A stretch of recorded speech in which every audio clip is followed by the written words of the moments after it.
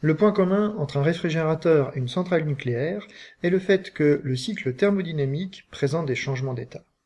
On va donc vous demander de déterminer le titre massique à une certaine étape du cycle thermodynamique. Dans un réfrigérateur, vous allez trouver soit un compresseur, soit un détendeur. Ah ouais, je suis détendu. Ah bon, pas un détendeur comme ça? Ces deux dispositifs vont modifier l'état de pression du fluide ainsi que sa composition. Dans le détendeur d'un réfrigérateur, le fluide à haute pression va rencontrer un rétrécissement brutal de la canalisation, soit un milieu poreux, soit un tube capillaire. Et en passant d'une haute pression à une basse pression, le fluide va du coup changer d'état.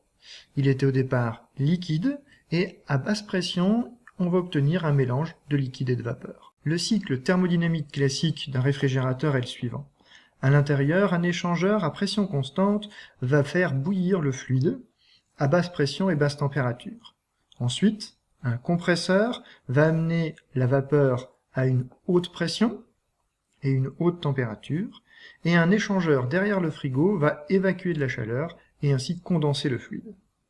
Enfin, un détendeur va amener le fluide d'une haute pression à une basse pression. Le fluide passe alors d'un état liquide à un état de mélange liquide-vapeur.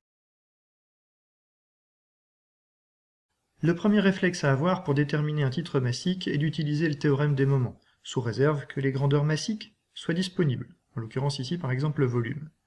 Le titre massique s'obtient tout simplement en mesurant la taille des segments LM et LV, où les points L et V correspondent respectivement à soit du liquide saturant, soit de la vapeur saturante.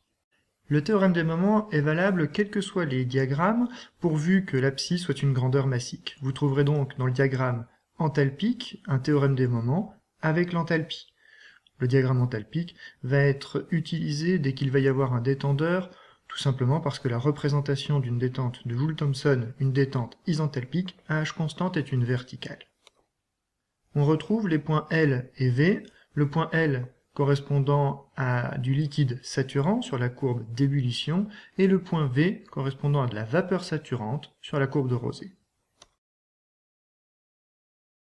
De même pour le diagramme entropique, température en fonction de S, le théorème des moments est valide. On retrouve toujours le point L sur la courbe d'ébullition à gauche et le point V sur la courbe de Rosé à droite. Ce diagramme est intéressant à utiliser dès qu'il y a un compresseur ou une turbine fonctionnant de manière adiabatique réversible, autrement dit isentropique. La représentation d'une telle transformation est alors une verticale. L'autre méthode qu'il vous est nécessaire d'acquérir est celle du chemin fictif. En effet, en utilisant le fait que l'enthalpie ou l'entropie est une fonction d'état, on peut décomposer la transformation qui nous intéresse en une suite de transformations où l'on sait calculer les variations d'entropie. Pour un détendeur, la variation d'enthalpie est nulle et aboutit à l'intérieur de la courbe de saturation lorsque l'on part d'un liquide saturant. On peut donc décomposer la transformation en deux, où l'on sait calculer les variations d'entropie.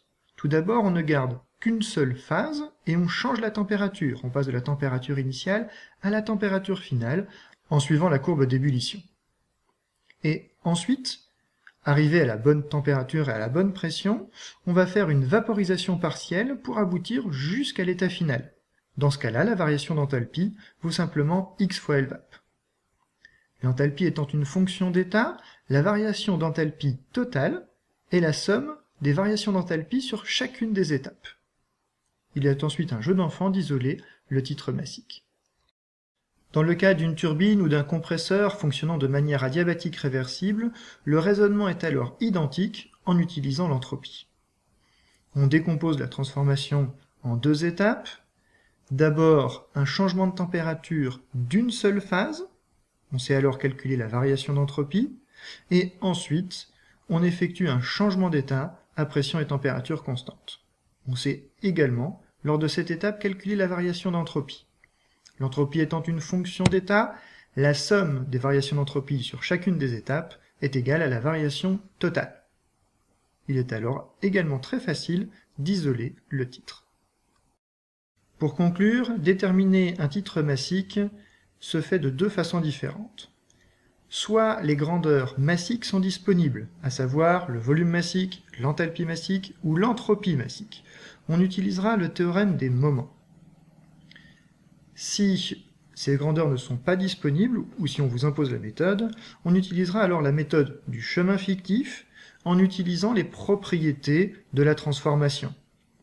Si la transformation est isenthalpique, on utilisera l'enthalpie et on décomposera la transformation en succession d'étapes où on sait calculer les variations d'enthalpie.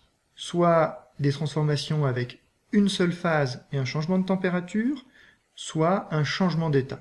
Et si la transformation est isentropique, la méthode est exactement la même. On utilise dans les deux cas le fait que l'enthalpie et l'entropie sont des fonctions d'état. J'adore ce tampon.